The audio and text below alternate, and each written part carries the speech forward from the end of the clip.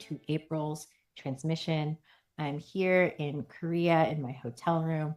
In this transmission, we're going to talk about the stone of the month, what it means to be crystalline, why it is that we may be feeling more connected to the Akashic fields.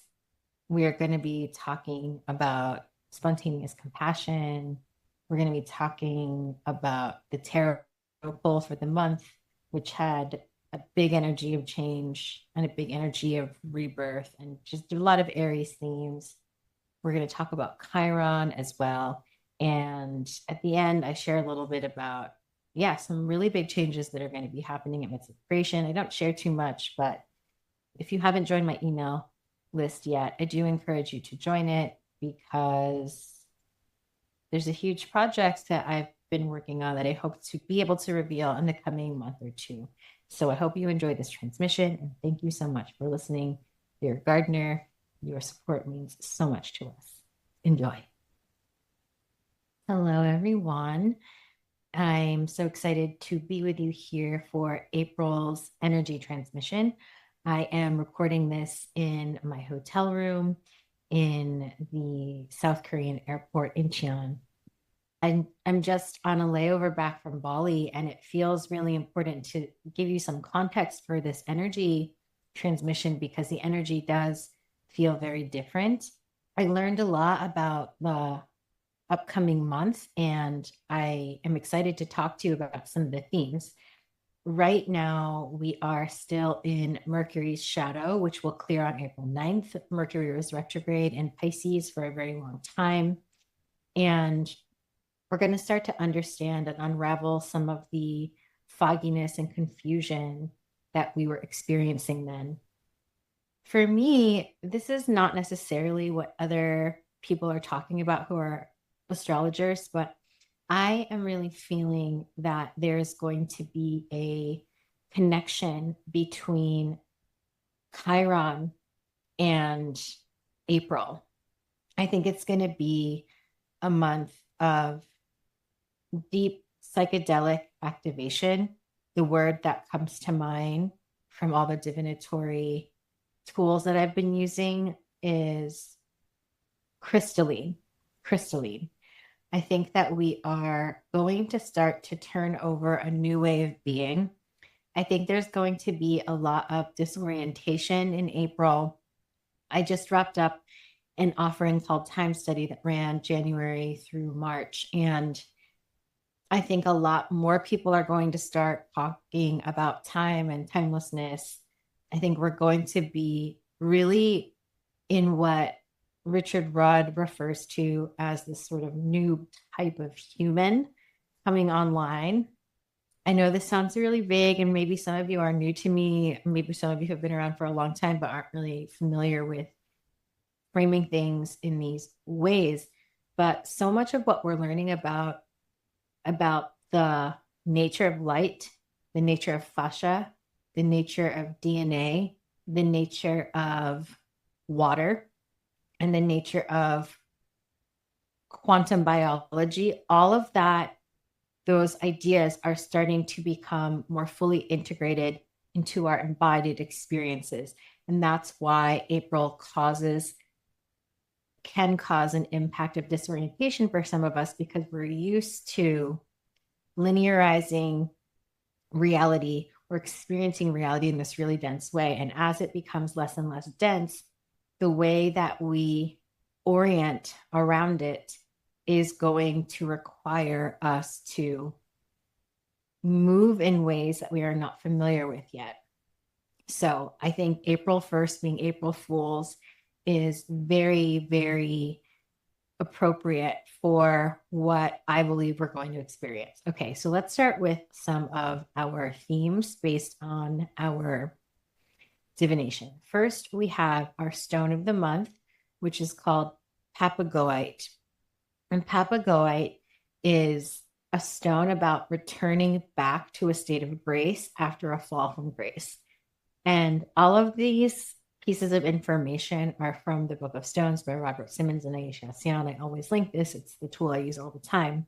But what I do is I feel into the energy of the stone, and I interpret the stone so that we can understand what it's trying to tell us about the collective field that we're going to share and be emanating and shifting together. And when we talk about a return to grace after a fall from grace, what we're really talking about is a shift out of separation consciousness into a memory that we are a collective field. And because this isn't occurring from the tribal layer, which is the layer of us that finds belonging through our lineages, our locality, our shared culture, and all these kinds of limited things. This is a form of connection that comes from like this atomic cellular level where you're connected to the field because everything is connected to the field. And so everything is part of everything. And the energy of this stone actually also invites us to transform sorrow into happiness. And I think that Chiron conjunct the sun on April 16th, which is actually my accurate birthday because I was born at 2 a.m., but we're 12 hours ahead and I was born in the Philippines. It's actually on my birthday that the sun and Chiron are conjunct, and I was just in Bali on my Chiron line. So I have a lot of fresh information from my experience in Bali. And I do think this is a month of touching some of the deepest sensitivity, some of the most subterranean emotional turmoil that we hold as a collective. And I think it's because we are ready to learn how to transform it, not just with our minds and our thinking, but with our bodies and our hearts and our spirits. And Papagoe is this energy that returns us to harmony and joy through facing and feeling sorrow. And notice how these two things are so interesting to be connected to the consciousness of one stone, a returning to a state of grace and transforming sorrow. So what do you hear in this? There's a lot of forgiveness and acceptance that then leads into not so much transcendence, but transmutation that then leads to a kind of transcendence that can only come through total integration.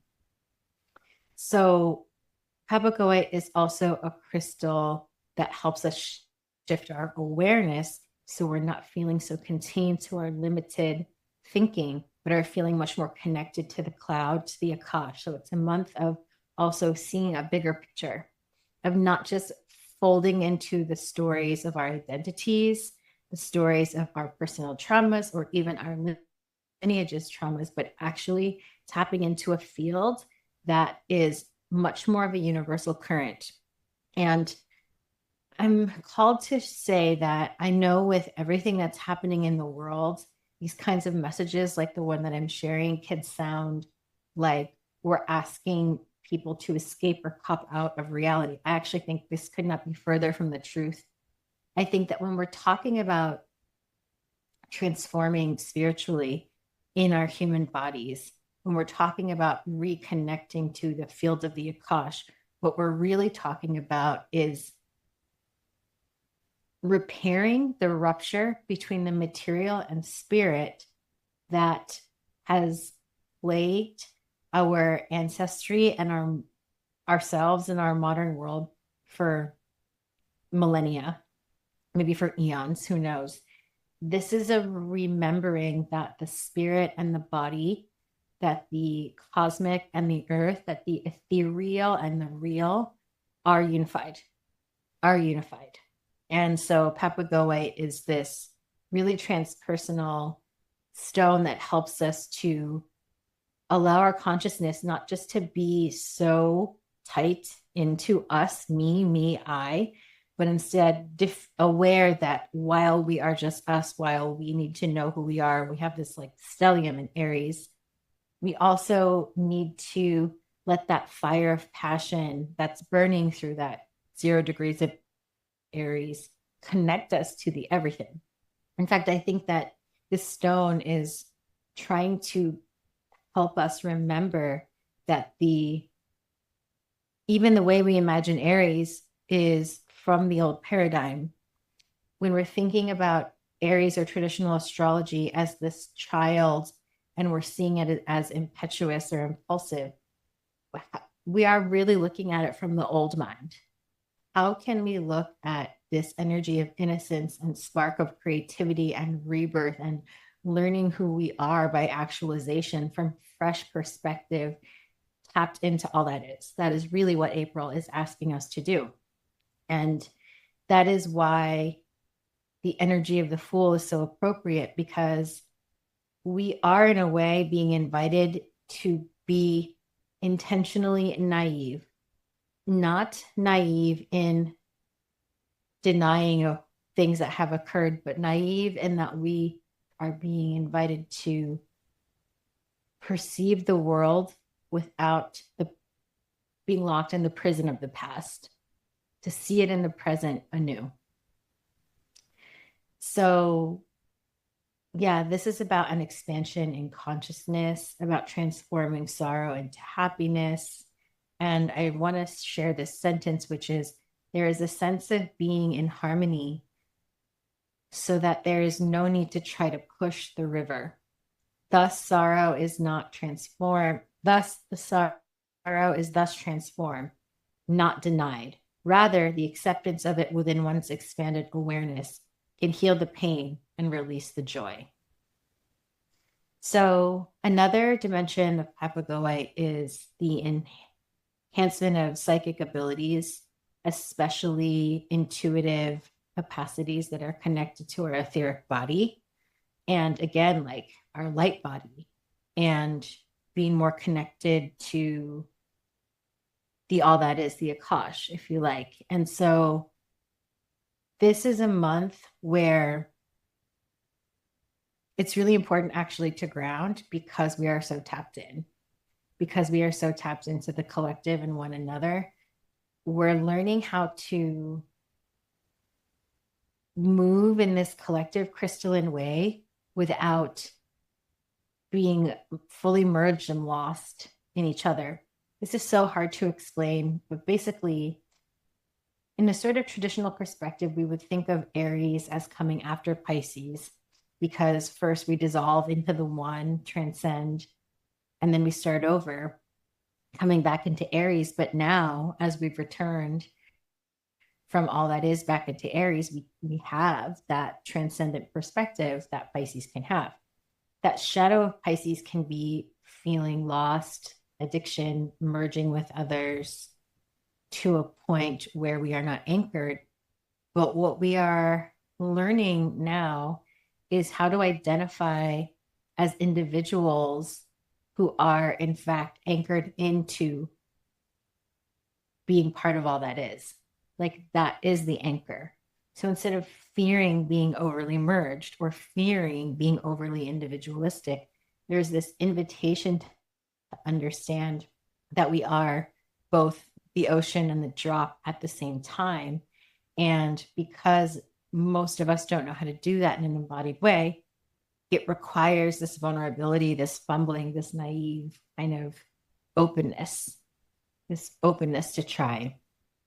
I loved this and underlined this. The sense of oneness engendered by Papagoite is so tangible that it creates a spontaneous compassion for others and oneself. The sense of us versus them disappears, and it truly becomes possible to love, or at least feel empathy for, one's enemies. Meditating with the stone, one feels enhanced awareness of the beauty of all in every manifestation. This is really a big auric clearing of egoic control and mental domination. For those of us who are extremely airy, like to plan, like to strategize, we are being asked to be held by something of an intelligence that's just anchored and routed in such a different way than mental control. And it is scary. It does require a sacrifice in the short term of what we believe keeps us safe and in control. And in that sacrifice, what we receive is this reminder that the divine is not ever about one asserting control over another. You know, it's just kind of a silly example, but when I was in my flight, I was trying to strategize about how am I going to get this bag and that bag? I had just had so many things to carry, and it's very stressful for my little Mars and Taurus and Mercury and Taurus being to think about how I'm going to carry all these things as someone who really dislikes rushing. And I actually had this felt sensation reminding me like there's an intelligence that runs through all of us. And it's not about me trying to understand and guess everyone else's needs and to choreograph my life perfectly. Yes, I do have certain responsibilities, but just a reminder that there is a oneness, a unity consciousness that connects all of us, help me to reapproach my same problem, very different attitude, a very different direction. And so that's the kind of psychic opening that we are being invited into. Habagoite clears the third eye and all the etheric chakras, helps us to clear our inner vision, open our inner vision, connect with our guides, connect with the Akash, get more into our ancient knowledge. And that is why I think that there's going to be a real zooming out of persona problems, even ideas of success, even ideas of like our goals and milestones and who we are and what we wanted in our lives. I think a lot of that is going to be let go of in April, not because we're going to not be ambitious, not because we don't care, but because we're being asked to look at this from a perspective of our soul's resonance instead of what we're conditioned to think a goal looks like or success looks like. Success is really being rewritten in April quite a lot. So pay attention to that. This is also a stone, interestingly, that supports group work on etheric levels. So group healing, group psychic, long distance healing, and psychic communication. And so I think this is a really good time to do magical work for the collective, to harmonize frequencies with nature and each other towards creating a collective consciousness that is not afraid to lose control to the heart space. And when I was in Bali, all of the locals who were talking when it would come up about American government, they would say these really simple things. Every single person who brought this up, every single Balinese person who brought this up said, Donald Trump, why is he like war? We don't like war. Do you like war? They just said this really simple thing. And what I loved about it was that it didn't feel like an attack. And oddly, it didn't necessarily even feel political. It felt like a heart opening to say, this is how I feel. And this stone is one where we're coming from this place of wanting to transmute these aggressions, these crimes against humanity, these crimes against the earth, not through this intellectual superiority, not through this attack energy, but through this open heart, through this sorrow, through this allowance of sorrow. And being in grief work is really, if you do that kind of work or you participate in that kind of work, there's so many people who have come out as grief workers and death doulas in this last decade, especially the last 5 years. And of course, how lucky are we that people do this kind of really deep ceremonial work or emotional work, somatic work, because it really is time to create ceremonies of transformation, of group grief, of group sorrow. And this is a time where we can help each other through difficult times of transformation, confusing times of transformation with magic. Also want to point out, just being in Bali, how interesting it was to see. I had arrived there the day before the whole island goes silent. They closed their airports. You are not allowed to have bright lights on, even inside. We had to block out our curtains in the hotel and we're told to only use our desk lights. And this day of silence is one that comes after a day where it's really loud and they play all kinds of music and drums and they make these giant effigies of like demonic looking things called a go-go. that represent the evil spirits, and they make a lot of noise to scare and purify and cleanse the evil spirits right before they're silenced. And then the next day, when they come back to the light, which is also the equinox and new moon, the first new moon of the year, they come back together with their families, they turn the lights back on, and they start with forgiveness. And so it was really interesting to think about the consciousness of this place where there are these, for like a huge percentage of the population, where they're making daily offerings to the earth, to each other, and to the gods. And I think this is sort of where I'm going with this month of April. I think that there's something that's, yes, it's connected to their land and their culture and their beliefs. It's a very specific form of Balinese Hinduism.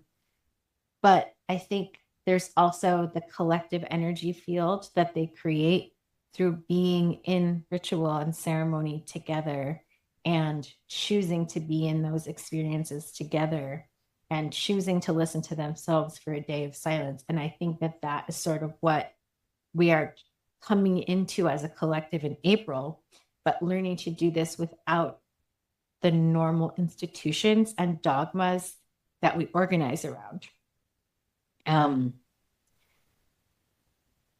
Yeah, something about not policing each other into doing these things, something about learning how to flow with the current or the collective consciousness, and allowing that to be something we trust.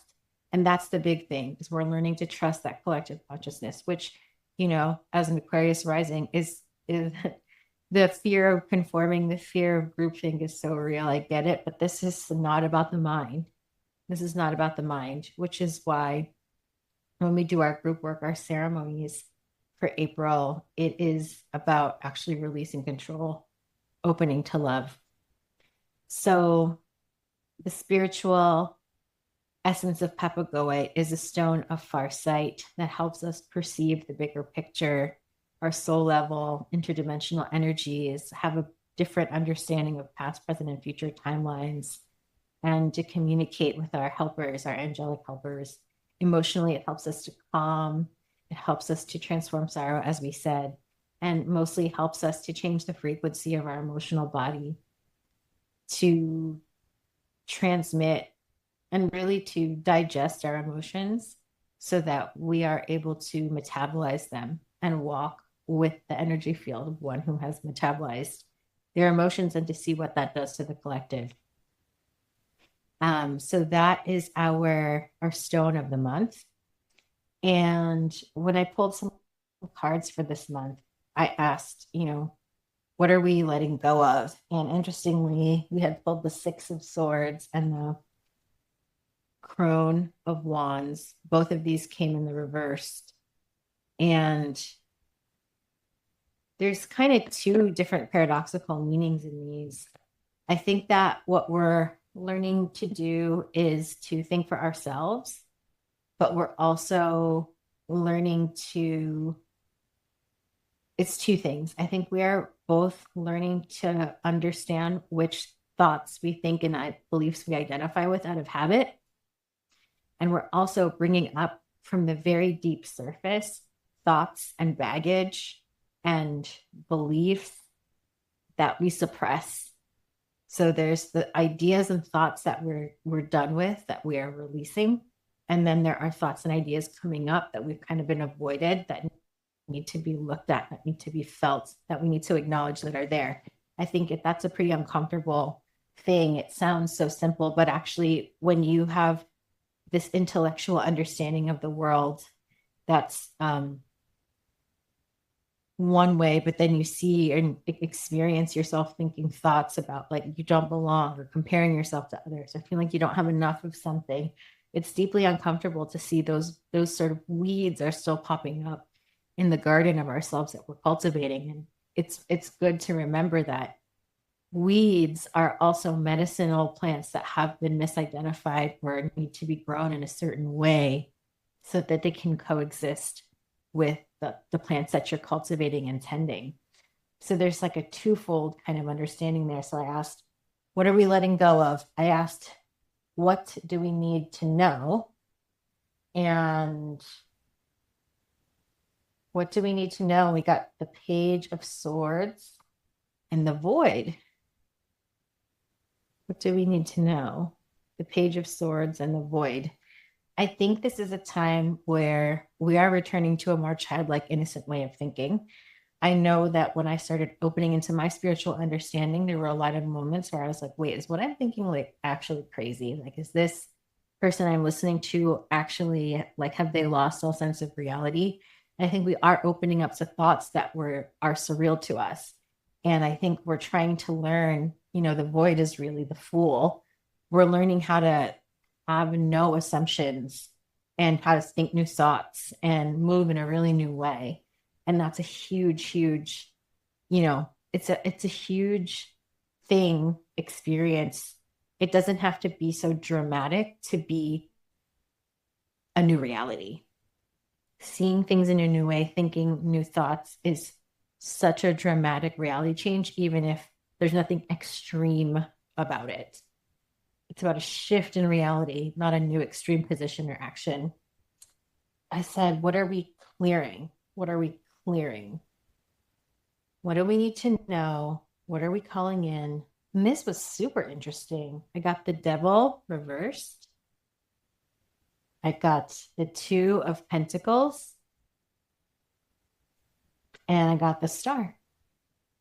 And the way I'm seeing this is I think we need to lose our shit. I think we need to not hold it together. I think we need to let ourselves fall apart this month.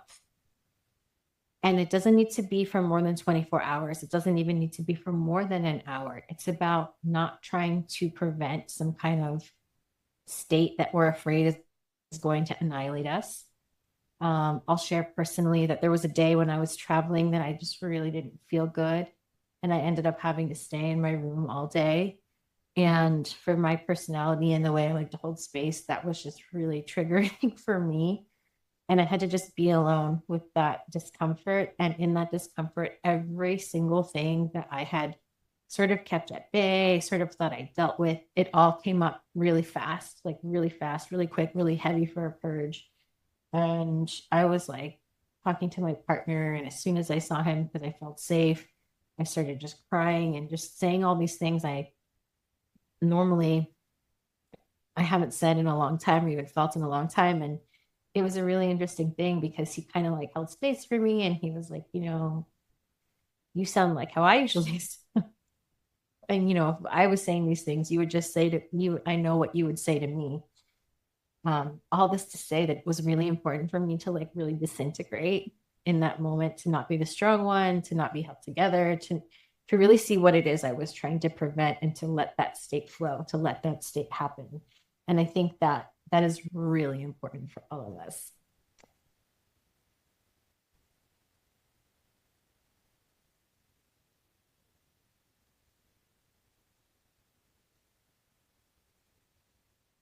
So finally, when I asked, well, what are we seeding? What are we starting? What are we really like?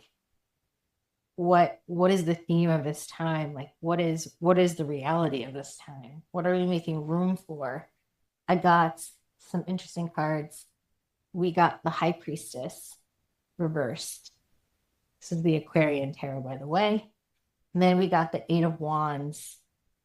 This is from Goddess of Love Tarot by Snakes for Hair and Gabby Herstick, the Eight of Wands. And then I got the card from the Angel deck, Miracles. And what I'm taking from this is that the spiritual evolution that's available in April is hard to describe. It's fast, it's cellular, it's crystalline. It's really a month where it's a huge purification month. It's a month where by re-examining the baggage that we're holding on to try to keep life the same, to try to control life, we face a lot of our demons, a lot of our sorrows. And through facing a lot of our sorrows, through having a breakdown and have a breakthrough, we start to have new thoughts and ideas. We're not sure about them.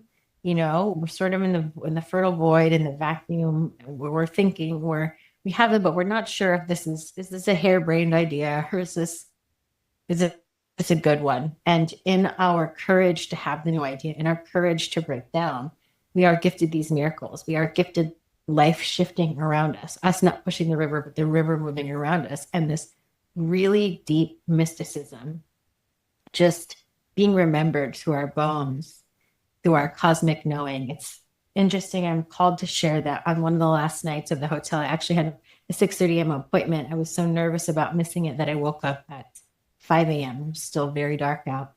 And in the hotel, there are other guests, but no one was up, and I could see so many more stars. But my point is, like, when I looked at the stars, I didn't have an intellectual knowing, but I looked at them and I knew them, and I knew they were talking to me, and I knew they wanted to be paid attention to. And I knew in general, they wanted me to start noticing the sky and noticing the patterns more consistently. I knew this. I knew this. I'm sure of this. This is the kind of deep knowing that's going to be happening for a lot of us.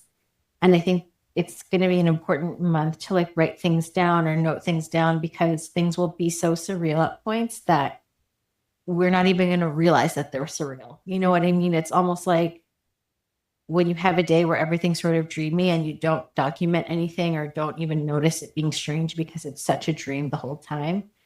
There's a real surreal quality to this month ahead.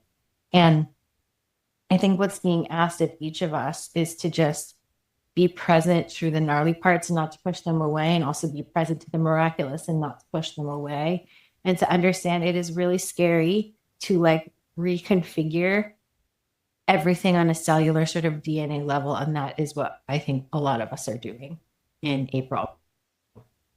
So revelation, clearing, remembering our wholeness, remembering our innate connection to all that is, starting to actually embody our higher selves, and shedding, noticing when we're deceiving ourselves, really this reconnection to compassion and being able to think bigger in ways that ask us to sacrifice stories about ourselves or even goals and success that is outdated.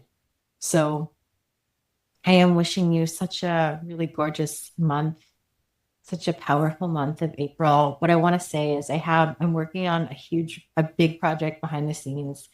I'll reveal more at a much later date, but if you are not yet on my email list, I hope you join it, or just stay tuned if you already are, or follow me on Instagram, because yeah, there's a big rebirth energy also right in the midst of creation. I'm excited to share more about that with you in the future.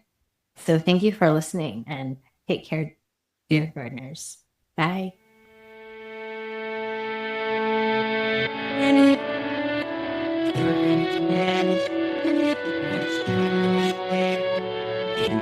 All right. Here.